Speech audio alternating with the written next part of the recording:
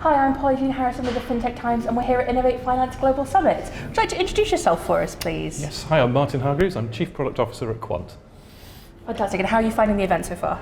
It's been very good. Been on a panel and been around and seen the various exhibitions. It's been an interesting event. Lovely venue. It is. It's very beautiful, isn't it? So I guess, diving straight down into it, in your opinion, what are the major trends we're seeing currently in fintech? So in fintech, I think the major trend that we're seeing is we're kind of running out of trends at the moment. So there's not really a killer thing going on in fintech. So there's a lot of push from various different firms around BNPL, around open banking, but no real major consumer take-up for any of these things. So I think the major trend at the moment is we're looking for the next big thing. Right, so a few years ago, real-time payments became a thing, rolled out globally, and there's been a lot. Apple Pay was another one, and kind of movement to those wallets. We seem to be in a lull this year, these last couple of years. So I think probably the biggest trend in fintech is looking for another trend. That's such an interesting viewpoint, because we've had a lot of people here, and then just from general in the conference, people talk about things like, embedded finance, banking as service. That's been a big thing, but it's interesting to say we're still looking for the As a thing. consumer, yeah. What do I want to see from fintech? There's nothing that springs to mind. That's so interesting, fantastic. And so I guess as well, how sort of is collaboration important when it comes to the industry?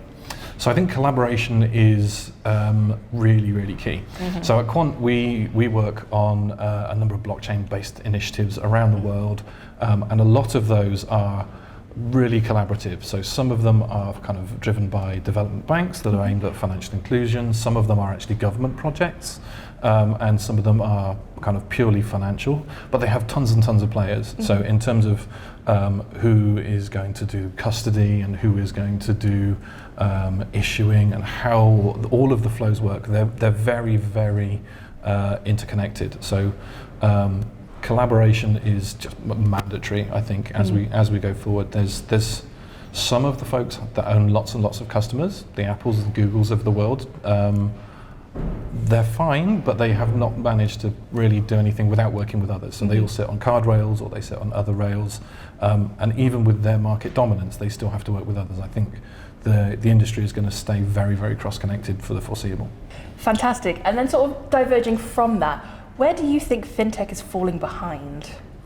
So fintech falling behind. So I think identity is the main thing. So identity is one of those problems that's waiting to be solved, and it unlocks lots and lots of things. So at the moment, every fintech, you've got your own identity with them, you've got your own password with them, or you've got whatever their journey is. And as a consumer, you end up with hundreds of these things.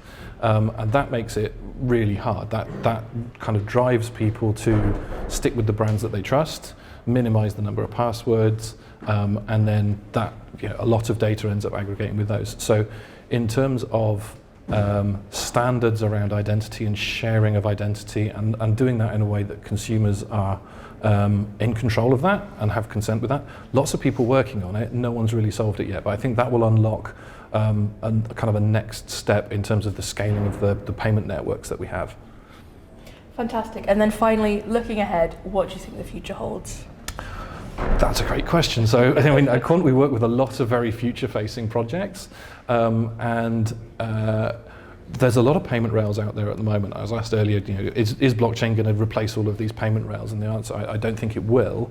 What we do see, though, is it's not just a payment rail. So in the future, actually, you get these infrastructures that are being built out by regions. So South and Latin America is building one, Europe is building one for their governments, China is building one, and national infrastructures. And those support government services, they support government identity, they support customs declarations, they support a wide variety of things, and they're increasingly supporting payments.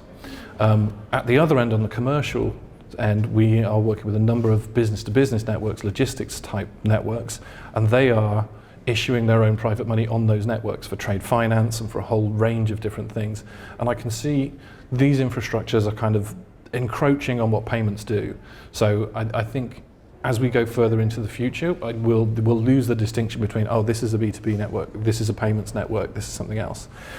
The power that we have with the blockchain networks is you can more or less do anything with them. So rather than have to create a new network for a new payment instrument, so we had BACS, we wanted a faster payment. We couldn't do that with BACS, we had to build faster payments. Then everybody had to sign up to faster payments. Now we've got two systems. Where you've got a more flexible network, like a blockchain network or any of the kind of the more modern ones, you can create new payment instruments, you can create new applications without having to rebuild the whole network each time. So it would make sense that you would layer on more things. So you'll have identity and you'll have trade and you'll have cross-border on the wider ones, and those sorts of things I think will integrate with existing payment rails, and then we'll see over time whether they start to displace them or whether they live in coexistence. Fantastic. Well, that's brilliant. Thank you so much for your time today. It's been great to chat. Fantastic, thank you.